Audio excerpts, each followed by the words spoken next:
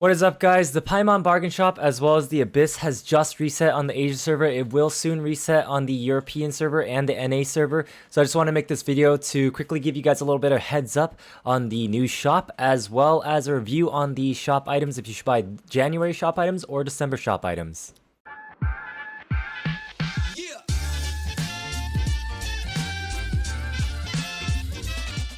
As I stated earlier, the Abyss is also resetting, and if you did not know, the floor ley line disorders as well as the monsters are also changing in the Abyss. This is just a quick preview of what you can expect on floor 12. I will be making another video on Abyss after this one.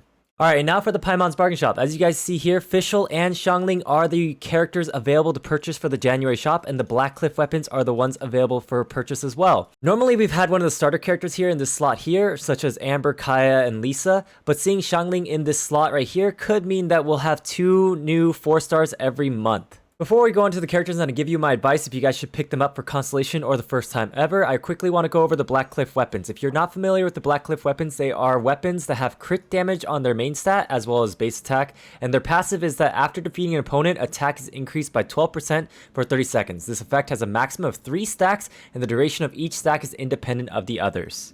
We've only had 2 types of weapons purchasable in the Paimon's bargain shop so far, the Royal weapons and the Black Cliff weapons. I do believe the Black Cliff weapons are greatly better than the Royal weapons. The Royal weapons are not worth buying at all. However, the Black Cliff weapons are sort of worth buying, but 24 star glitter is a lot of star glitter. Keep in mind, you only get star glitter from 4-star, 5-star weapon pulls. You can get star glitter from character pulls, but they have to be duplicate character pulls. 4-star duplicates give you 2-star glitter, and 5-star duplicates give you 10-star glitter. If you have max constellation on the 4 stars, it will give you 5-star glitter, and if you get max constellations on a 5-star, it will give you 25-star glitter. I would only really recommend that you pick up the Black Cliff weapons if you have a ton of star glitter, but to be honest, if you have a ton of star glitter, you probably have a ton of 4-star weapons, and 4-star weapons, including the Battle Pass weapons, are usually better than the Black Cliff weapon because of this passive. You have to defeat an opponent to be able to get the passive going, and when you fight bosses or big monsters or Abyss, it is sometimes a little hard to get this passive going.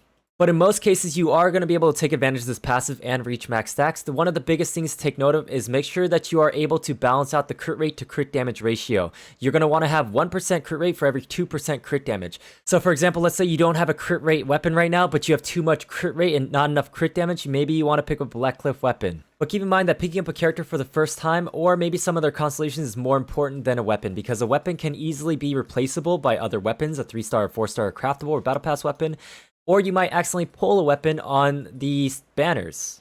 Now I'm going to quickly go over the characters and their constellations. This is Fischl. She's one of the best 4-star characters in the game, as well as one of the best supports in the game. She's better than some of the 5 stars. So for her constellation, her C1 is really there for being a main DPS, but it's not really necessary because it only works when Oz is not on the field. You should have Oz pretty much all the time on the field if you're being main DPS, but there is the occasional time it's not there. Her C2 only really increases the damage of the summoning of Oz, as well as increasing the AoE. This is not really necessary, but it's a nice perk. Constellation 3 is very nice to increase the level of her Oz by 3, or summon by 3. So if you are at Constellation 2, you can go to Constellation 3 if you want, but it's not necessary either. Constellation 4 is nice for the initial summon damage, but it only affects the initial summon damage. The bigger portion is probably the healing aspect if you are doing main DPS Fischl with a weak healer like Xingqiu. And for Constellation 5, you are adding 3 levels to the burst skill, but that only increases the damage of the explosion and the pass-through. So I don't really think this is really worth picking up from Constellation 4 to 5.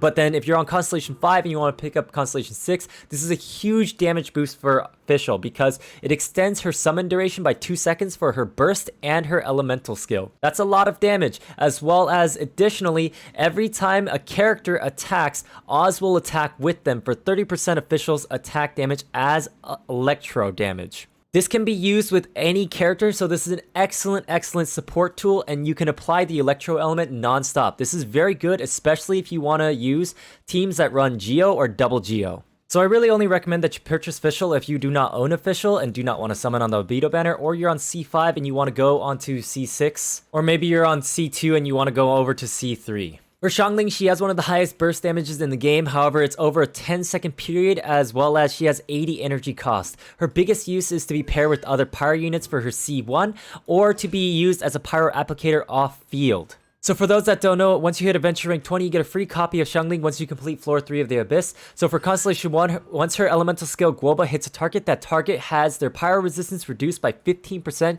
for 6 seconds. This is really huge for other pyro units as well as herself. Her Constellation 2 is only beneficial if you play main DPS XiangLing, and there are better main DPS out there, but she is a viable choice, especially with Crescent Pike. Her Constellation 3 increases her burst skill, Pyronado, by 3 levels, which is really, really good. And then her Constellation 4 increases her Pyronado duration by 40%. So it's going to take it from a 10-second duration to a 14-second duration, which is absolutely huge. Her Constellation 5 increases her talent level of her elemental skill or Guoba by 3, which is not really that great. And then her Constellation 6 allows all party members, including herself, to get 15% increased pyro damage while Pyronado is active. This is great for if you are running other pyro units, but her biggest spikes are at Constellation 3 and Constellation 4. You can pick up Constellation 3, Constellation 4, or Constellation 6 if you would like. But because the endgame content, the Spiral Abyss, has changed to not give buffs to pyro units anymore, I don't think it's absolutely necessary for you to use your Star Glitter on picking up constellations for XiangLing. But if you are rolling in the Stardust and you would like to get a Constellation 4 because you love pyro units and use multiple pyro units on the team, feel free to do so. Or if you want to pick up Constellation 6, go ahead and do so as well. Just keep in mind that if you do use your Star Glitter to max out the constellations for a character such as Fischl or XiangLing,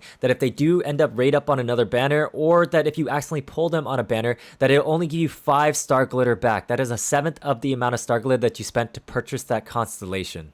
Fischl is currently rated up on the Albedo character banner, but I really don't recommend that you pull if you're close to soft pity or pity, because Albedo is really not that great and not worth breaking a 5-star pity over. Keep in mind that XiangLing was on the first raid up banner of the Venti banner and has not appeared again since then, so she is likely to appear again rated up on a banner relatively soon. Alright, that's going to be all for this video. Please do consider leaving a like, comment down below what you think of the January shop, and if you plan to purchase anything in this shop, subscribe for more Genshin related content, join my Discord to be part of our Genshin Impact community, follow me on Twitch if you want to get some live tips and updates and discussions about Genshin Impact, follow me on my Twitter if you guys want to get some early updates and news, leaks, information about the game, and follow my Instagram if you guys want to check out non-Genshin related content. Thanks for watching, and I'll see you guys next time. Peace.